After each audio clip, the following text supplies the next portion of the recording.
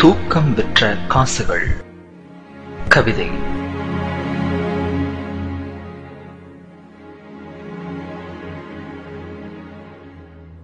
இருப்பவனுக்கோ வந்துவிட ஆசை, வந்தவனுக்கோ சென்றுவிட ஆசை. இதோ அயல் தேசத்து ஏழைகளின் கண்ணீர் அழைப்புதல். விசாரிப்புகளோடும் விசா அரிப்புகளோடும் வருகின்ற கடிதங்களை நினைத்து நினைத்து பரிதாபப்படத்தான் முடிகிறது. நாங்கள் பூசிக்கொள்ளும் வாசனை திரவியத்தில் வேண்டுமானால் வாசனைகள் இருக்கலாம், ஆனால் வாழ்க்கையில் தூக்கம் விற்ற காசில்தான் துக்கம் அளிக்கின்றோம். ஏக்கம் என்ற நிலையிலேயே இளமை கழிக்கின்றோம். எங்களின் நிலாக்கால நினைவுகளை எல்லாம் ஒரு விமான பயணத்தினூடே விற்றுவிட்டு கனவுகள் புதைந்துவிடும் என தெரிந்தே கடல் தாண்டி வந்திருக்கிறோம்.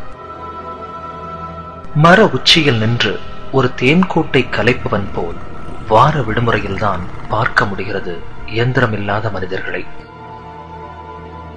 அம்மாவின் ஸ்பரிசம் தொட்டு எழுந்த நாட்கள் கடந்துவிட்டன. இங்கே அலாரத்தின் எரிச்சல் கேட்டு எழும் நாட்கள் கசந்து விட்டன. பழகிய வீதிகள், பழகிய நண்பர்கள், கல்லூரி நாட்கள் தினமும் ஒரு இரவு நேர கனவுக்குள் வந்து வந்து காணாமல் போய்விடுகிறது. நண்பர்களோடு ஆற்றில் விரால் பாய்ச்சல், மாட்டு வண்டி பயணம், நோன்பு நேரத்து கஞ்சி, தெல்கா, பம்பரம், சீட்டு, கோலி என சீசன் விளையாட்டுக்கள். ஒவ்வொரு ஞாயிற்றுக்கிழமையாய் எதிர்பார்த்து விளையாடி மகிழ்ந்த உள்ளூர் உலகக்கோப்பை கிரிக்கெட். இவைகளை நினைத்து பார்க்கும் போதெல்லாம் விசாவும் பாஸ்போர்ட்டும் வந்து விழிகளை நனைத்து விடுகிறது. வீதிகளில் ஒன்றாய் வளர்ந்த நண்பர்களின் திருமணத்தில் மாப்பிள்ளை அலங்காரம், கூடி நின்று கிண்டலடித்தல், கல்யாண நேரத்து பரபரப்பு, பழைய சடங்குகள் மறுத்து போராட்டம், பெண் வீட்டார் மதிக்கவில்லை என்று கூறி வரட்டு பிடிவாதங்கள், சாப்பாடு பரிமாறும் நேரம் எனக்கு நிச்சயித்தவளின் ஓரப்பார்வை, மறுவீட்டு சாப்பாட்டில் மணமகளின் ஜன்னல் பார்வை.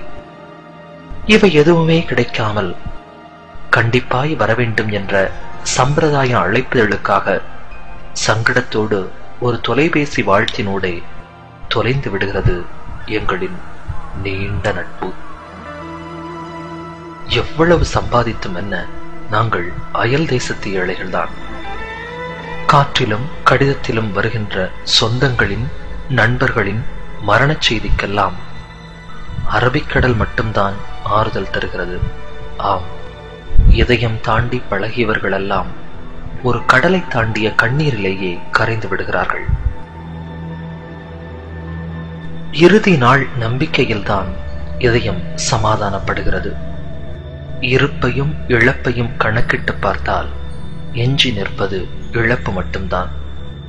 பெற்ற குழந்தையின் முதல் ஸ்பரிசம், முதல் பேச்சு, முதல் பார்வை, முதல் கழிவு, இவற்றின் பாக்கியத்தை தினாரும் திருகமும் தந்துவிடுமா? கிள்ளச் சொல்லி குழந்தை அழும் சப்தத்தை தொலைபேசியில் கேட்கின்றோம். கிள்ளாமலேயே நாங்கள் தொலைவில் அழும் சப்தம் யாருக்கு கேட்குமோ? ஒவ்வொரு முறை ஊருக்கு வரும் பொழுதும் பெற்ற குழந்தையின் வித்தியாச பார்வை, நெருங்கியவர்களின் திடீர் மறைவு, இப்படி புதிய முகங்களின் எதிர்நோக்குதலையும் பழைய முகங்களின் மறைதலையும் கண்டு மீண்டும் அயல் தேசம் செல்ல மறுத்து அடம்பிடிக்கும் மனசிடம் தங்கையின் திருமணமும் தந்தையின் கடனும் பொருளாதாரமும் வந்து சமாதானம் சொல்லி அனுப்பிவிடுகிறது மீண்டும் அயல் தேசத்திற்கு.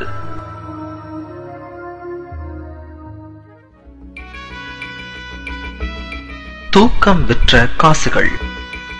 கவிதை கேட்டீர்கள். எழுதியவர் துபாயிலிருந்து ரசிகவ் கே ஞானியார். உங்களுக்கு அதை வாசித்தளித்தவர் சிங்கப்பூரிலிருந்து சதகத்துல்லா.